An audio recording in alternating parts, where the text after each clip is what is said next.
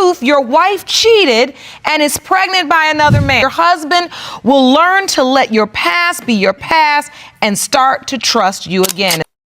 When love and addiction collide, truth becomes more than just a word.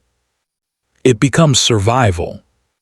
For Mr. and Mrs. Coleman, marriage was supposed to be their redemption story. After years of struggle, chaos, and pain, they had built something they both thought would last forever.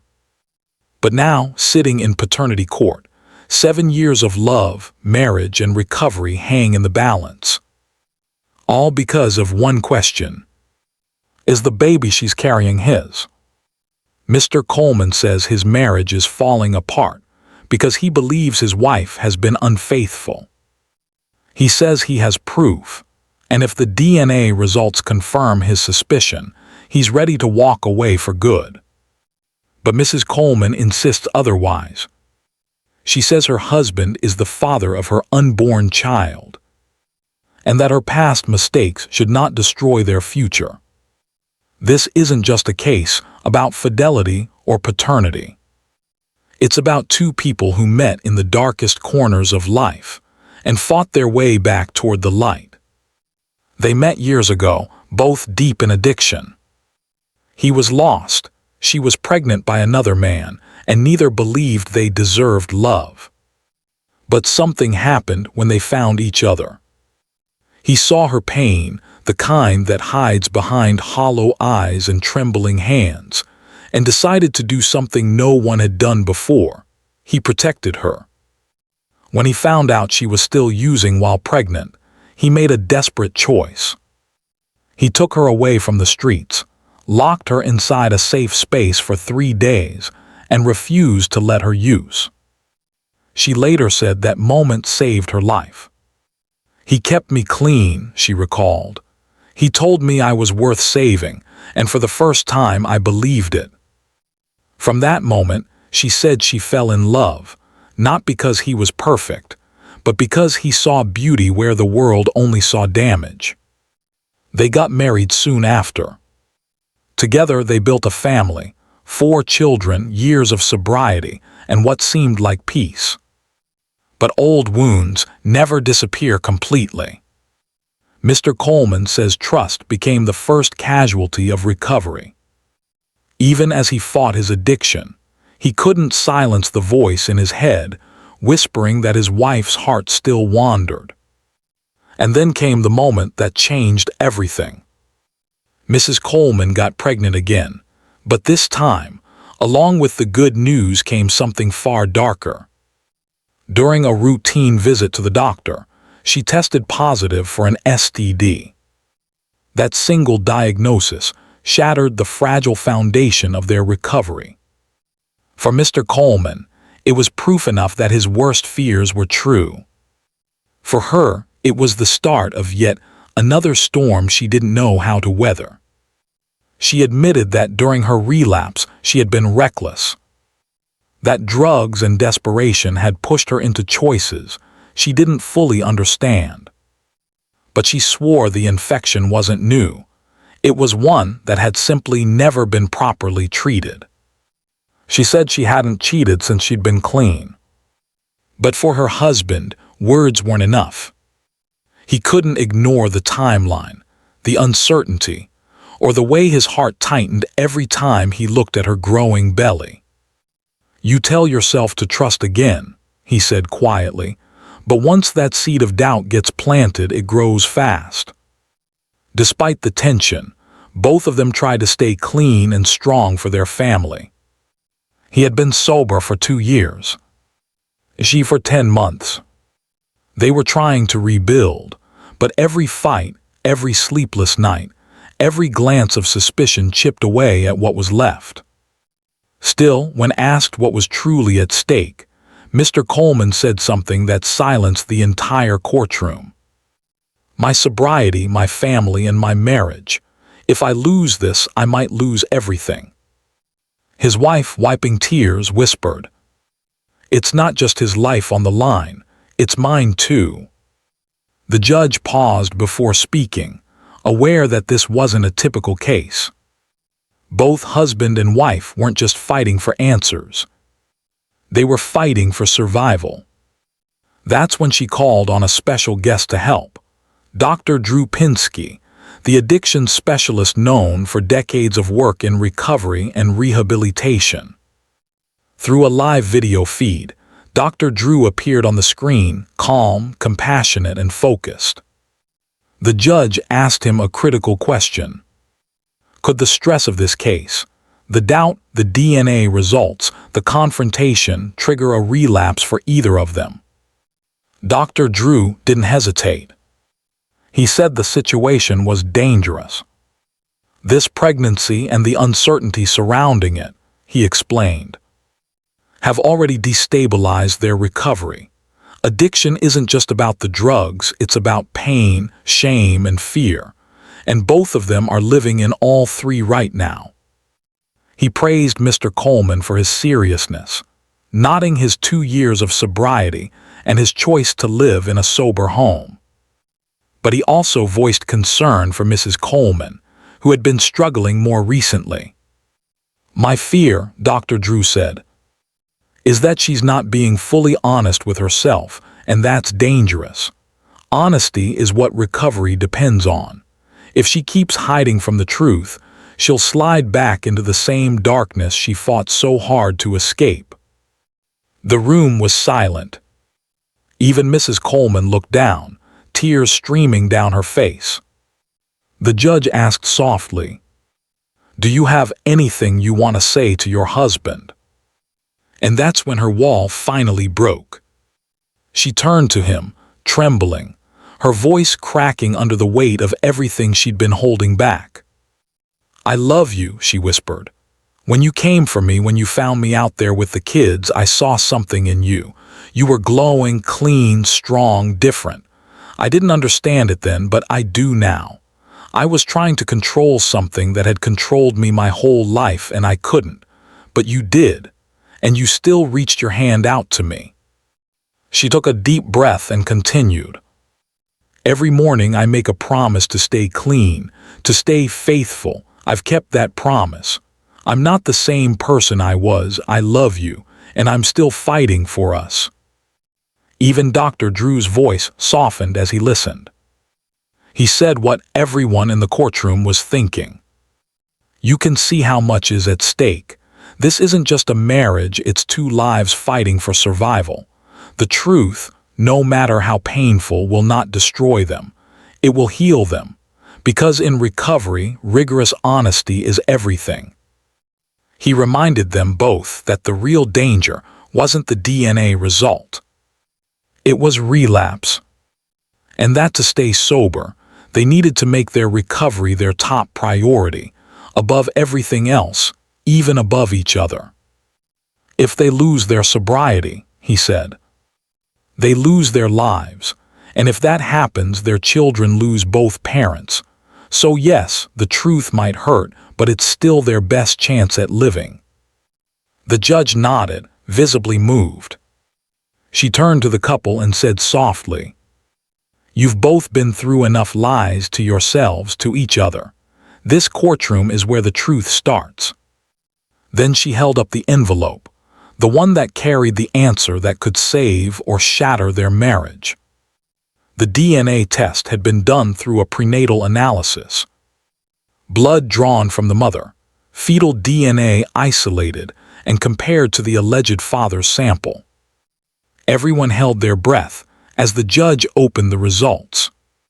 She read slowly, carefully, as the courtroom fell silent.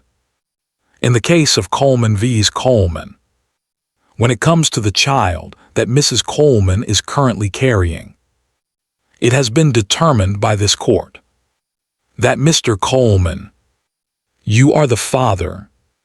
The silence broke instantly into tears, not the painful kind, but the kind that come when hope finally feels real again. Mr. Coleman covered his face, overcome with relief. His wife sobbed quietly, whispering, "Thank you."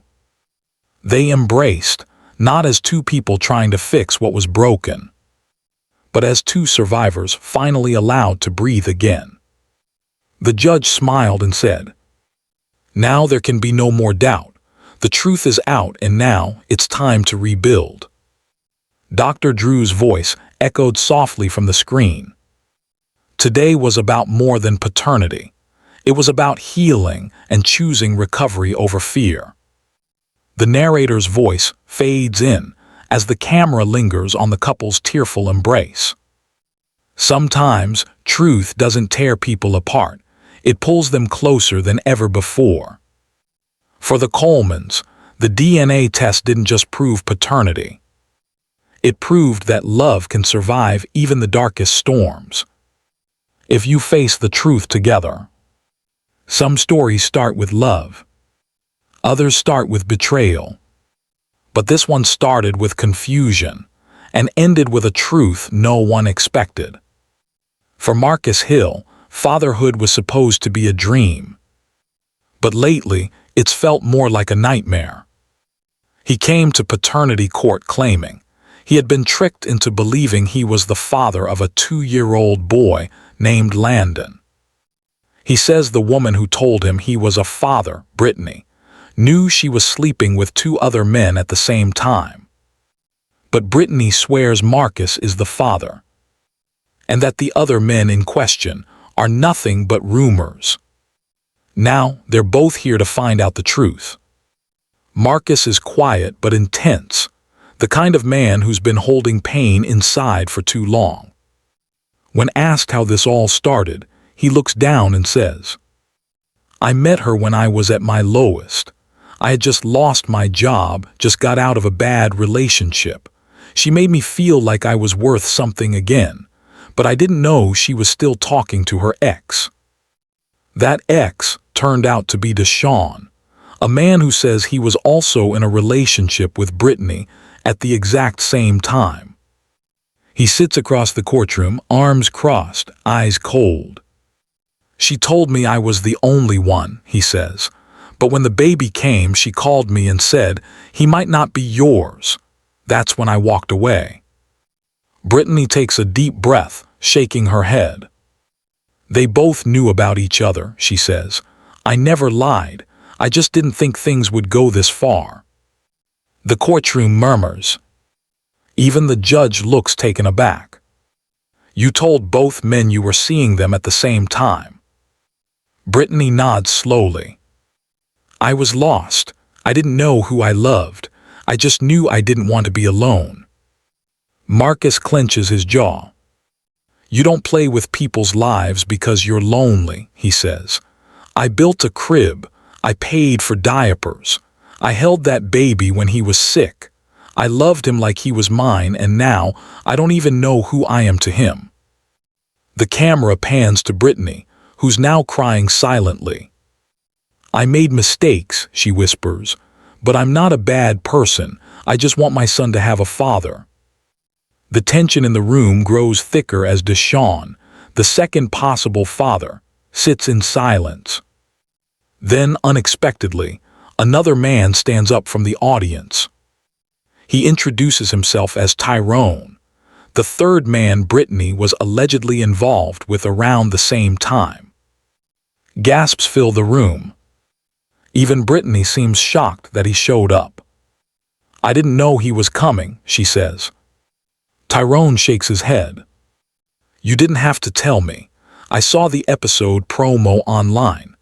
I came here because I want to know if that baby's mine too." The courtroom erupts in chaos. 3 men, 1 woman, 1 child, and a question that could break all of them. The judge takes control, her voice firm but calm. "All right, enough. This is not about anger, this is about truth." She orders all 3 men to take paternity tests. The results will determine once and for all who Landon's real father is. But while they wait, she invites Dr. Drew to join the discussion again. Dr. Drew appears on the courtroom screen, listening carefully as the judge summarizes the chaos. He looks thoughtful for a moment, then says, "What I'm hearing isn't just a paternity issue. It's emotional trauma on all sides." He points out that Brittany's behavior isn't uncommon, for someone who feels emotionally abandoned. When people come from instability, he explains, they often seek connection anywhere they can find it, even if it's chaotic. It's not about manipulation, it's about survival. He pauses before turning to the men. But that doesn't erase the damage. These men built emotional bonds with a child. That confusion, that loss of identity, is real trauma, too. The judge nods. Dr. Drew, what do you recommend for families like this, where the truth could destroy everyone? His answer is simple but powerful. Radical honesty. From this point on, no more secrets, because when lies linger, they grow roots. The only way forward is through total truth, even if it hurts. When the results finally arrive, the courtroom grows silent. The judge holds 3 envelopes, one for each man. She opens the first. In the case of Hill versus Thompson, when it comes to 2-year-old Landon, the results show that Mr. Marcus Hill is not the father. Marcus exhales sharply, his face unreadable. I knew it, he says quietly, but it still hurts. The judge opens the second envelope. In the case of Lewis versus Thompson, when it comes to 2-year-old Landon, the results show that Mr. Deshaun Lewis is not the father. Deshaun nods once, his jaw tight. I'm done, he mutters. I've been done. Now all eyes turn to Tyrone. The judge opens the final envelope, her voice steady. In the case of Johnson versus Thompson, when it comes to 2-year-old Landon, it has been determined by this court that Mr. Tyrone Johnson, you are the father. The courtroom gasps again. Tyrone closes his eyes, hands trembling. Brittany bursts into tears, sobbing uncontrollably. I'm so sorry, she cries. I didn't mean to hurt anyone. Tyrone walks over to her slowly. You can't change what happened, he says softly, but we can do right by him now. Marcus stands to leave, but pauses by the door. He turns back, looking at Tyrone holding the baby. Take care of him, he says. He deserves better than confusion. And then quietly he walks out. Later, Dr. Drew returns for one final reflection on the case. This story is what happens when pain meets silence, he says. People think they're hiding their shame to protect others, but all they're doing is burying landmines that explode later. He urges everyone watching to take accountability, not just for their actions, but for the emotions that drive them. We can't control who hurts us, but we can control whether we pass that hurt on to others. Months later, Paternity Court received an update. Brittany and Tyrone are raising their son together, slowly rebuilding what was once shattered. Marcus has started therapy and returned to school. He says he's not angry anymore. I needed to lose that pain to find myself again, he said. I don't regret loving that child because it taught me what real love is. Deshaun, meanwhile, has reconciled with his family and left the situation behind. I realized I was chasing someone who didn't even know who she was, he said. Now I'm learning who I am instead. The narrator's final words fade over a soft, emotional score. Sometimes truth doesn't save love, it ends it. But even when it ends, it leaves something behind. For Marcus, it left peace. For Tyrone, it left responsibility. And for Brittany, it left a lesson she'll never forget. Because lies create confusion. But truth always creates clarity. Addiction doesn't just steal lives. It steals trust. And when trust is gone, even love starts to look like a lie. For Sean and Alyssa, this courtroom isn't just about paternity, it's about survival. Because both of them are recovering addicts, Both are trying to stay clean. And both are haunted by one question. Is the baby Alyssa is carrying the result of love? Or relapse? Sean sits quietly at the defendant's table, hands clasped, eyes heavy, body trembling just slightly. He's been clean for 18 months. But his mind is still at war with itself. He says he's terrified that this test, this one moment, could destroy everything he's built. Not because he doesn't love Alyssa, but because he doesn't know if he can survive the truth. I don't hate her, he said. I just can't live wondering if this baby is mine or if it came from a relapse I didn't even know about. Alyssa, sitting across the room, looks pale and fragile. She's holding her belly, 6 months pregnant, eyes swollen from crying. She says she's been clean since her first trimester, but admits she relapsed briefly before she found out she was pregnant. The problem: she doesn't know if Sean was the father, or if it was someone else she met during her relapse. I wish I could go back, she says softly. I hate myself for what I did, but I was scared, I was alone, and I was high. The judge asks Sean if he believes her. He doesn't answer right away. Instead, he says something few people expect. Belief isn't the problem, he says quietly. I've learned not to believe what addicts say, not even myself. I want the truth because the truth doesn't lie. The courtroom is silent. It's the kind of silence that feels sacred, the kind that holds pain, forgiveness, and exhaustion all at once. Alyssa starts to cry again. She says she didn't plan for any of this. I love him, she whispers.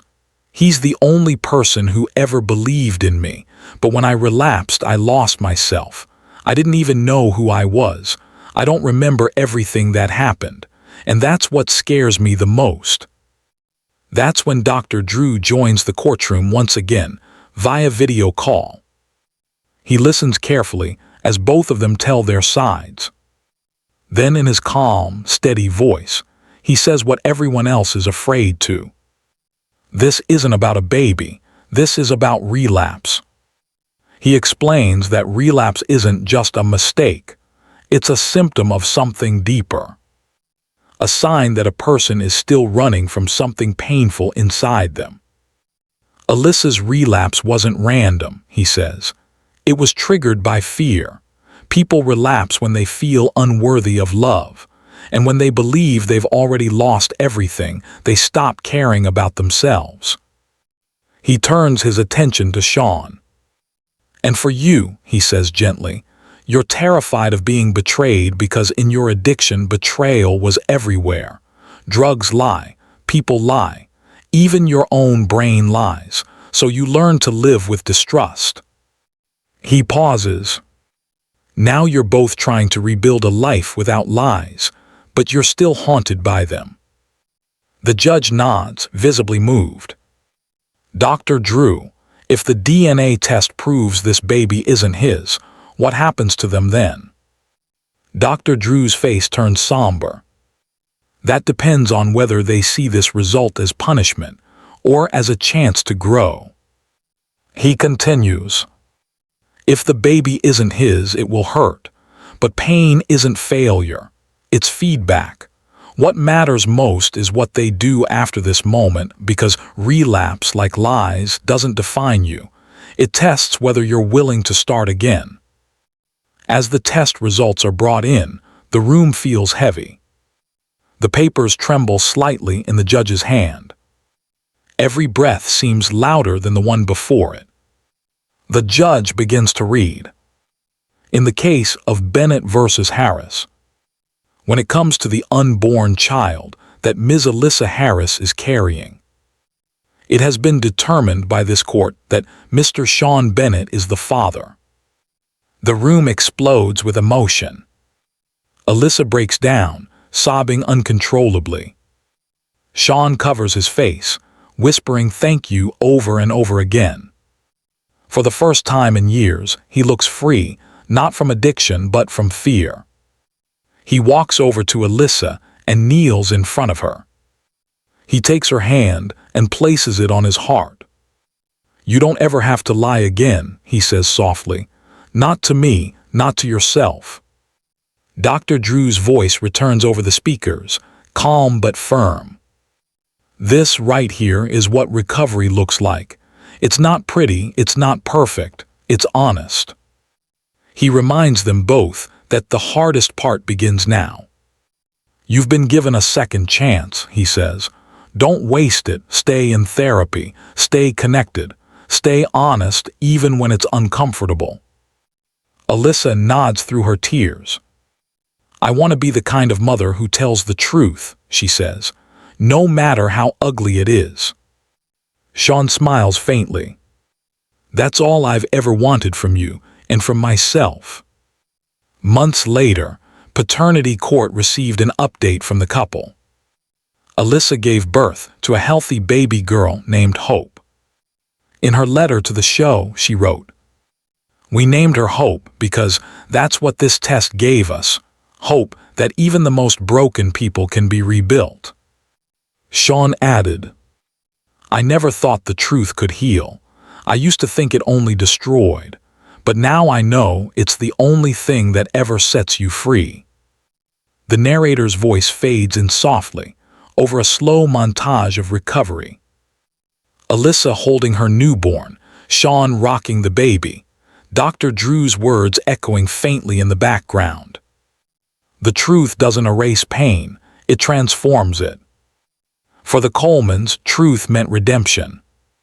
For Brittany and her 3 lovers, truth meant clarity. And for Sean and Alyssa, truth meant forgiveness, and the chance to love again without fear. Because DNA can reveal who a father is, but only truth reveals who we are.